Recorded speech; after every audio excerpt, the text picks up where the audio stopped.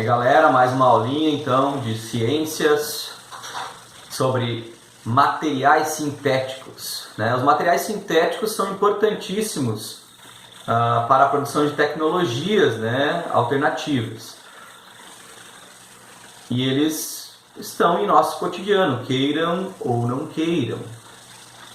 Dentre as indústrias que produzem então esses materiais, né, manufaturados pelo ser humano, que são considerados materiais sintéticos, nós temos a indústria química, a indústria de alimentos, né, de conservas, por exemplo, a indústria de medicamentos, ou seja, a indústria farmacêutica, e a indústria petroquímica, que está relacionada à produção de insumos derivados do petróleo, né? Insumos são produtos, né, derivados do petróleo.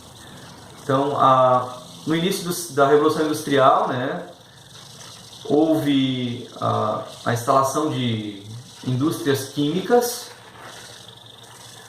e essas tinham dois objetivos, que era a descoberta de novos materiais e a descoberta de técnicas de produção mais efetivas, que diminuíssem o custo de produção e aumentasse essa produção, que ela fosse feita em larga escala.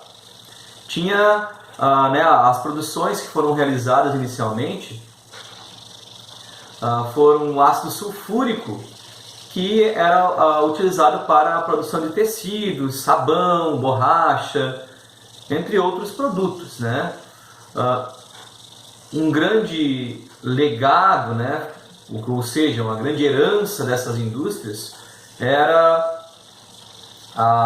os novos métodos criados para a produção em larga escala, né, e produção de utensílios, de produtos utilizados em diversas áreas, então sendo um campo de pesquisa inicial, né, lá no século XIX, na Revolução Industrial.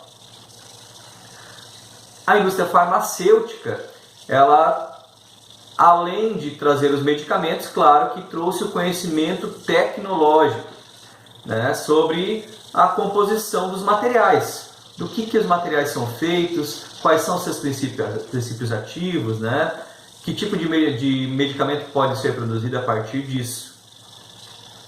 Porque anteriormente esses medicamentos eram produzidos só com produtos naturais, né, com ervas, com plantas, com solo, né, com água, né, com infusões, sais, enfim, diversos materiais eram utilizados para produzir medicamentos do conhecimento popular, né? Alguns eram considerados até curandeiros da época. E a indústria farmacêutica veio para sintetizar, para produzir então substâncias que estavam presentes apenas na natureza.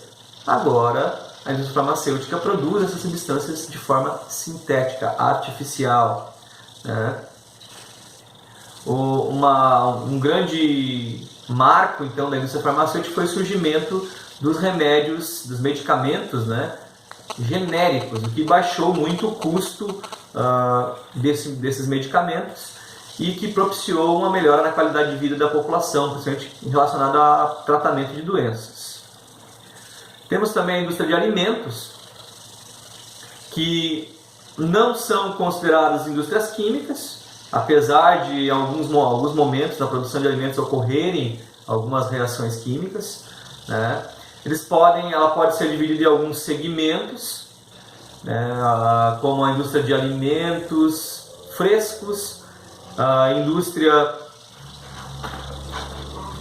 de conservas, indústria de produtos de base como sal, açúcar, farinha, né, e assim por diante, indústria de alimentos frescos, alimentos prontos, entre outras indústrias que a gente não cita aqui. Por exemplo, a gente tem a indústria de bebidas, né,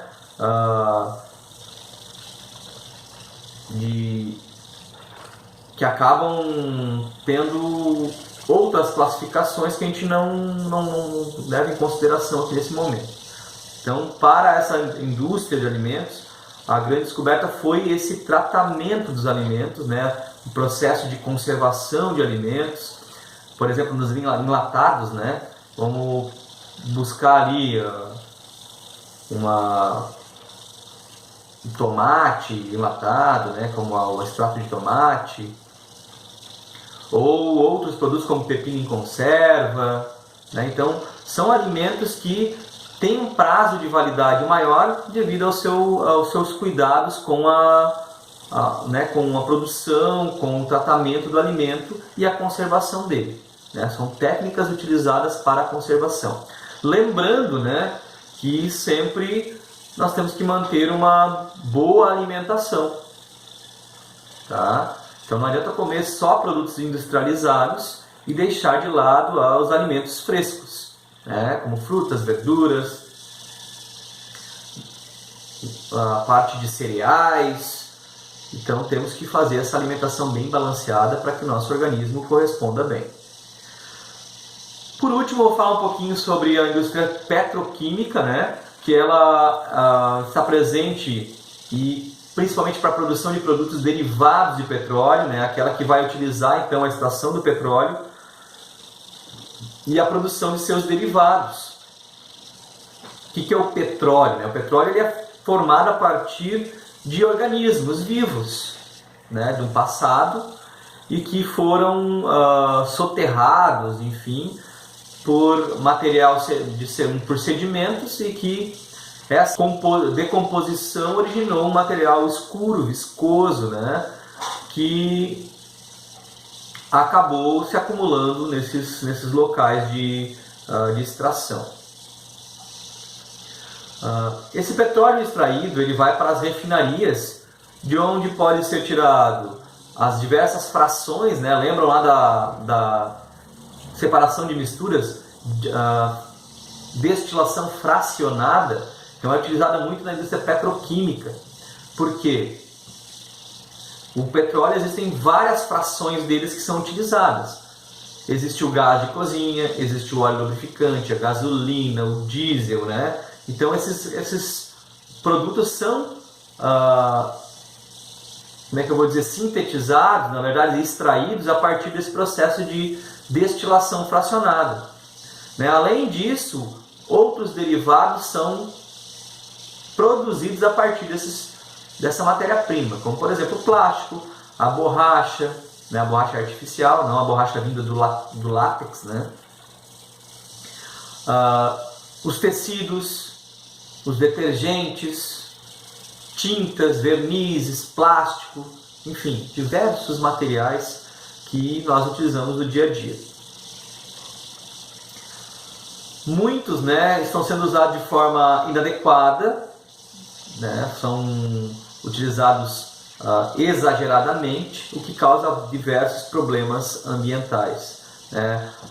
Animais marinhos confundindo plástico com alimento, né, peixes, tartarugas, né, ingerindo esses alimentos também, que podem, né, levar o animal à morte, né? E uma maneira de a gente poder diminuir essa quantidade de materiais oriundos, né, originados do petróleo, é a reciclagem. Então, separação do lixo, né, destinação correta, coleta seletiva, para que a gente possa melhorar as condições ambientais, mesmo utilizando materiais que são tão nocivos ao nosso ambiente de onde vivemos, né?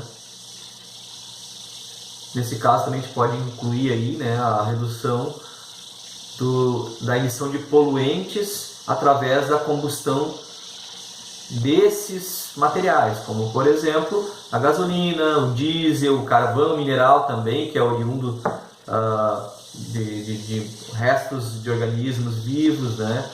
Mas então que a gente tem que fazer o máximo possível para diminuir esse resíduo sendo descartado e não aproveitado, né? Então fazer essa separação para poder reaproveitar esse material e diminuir o custo energético.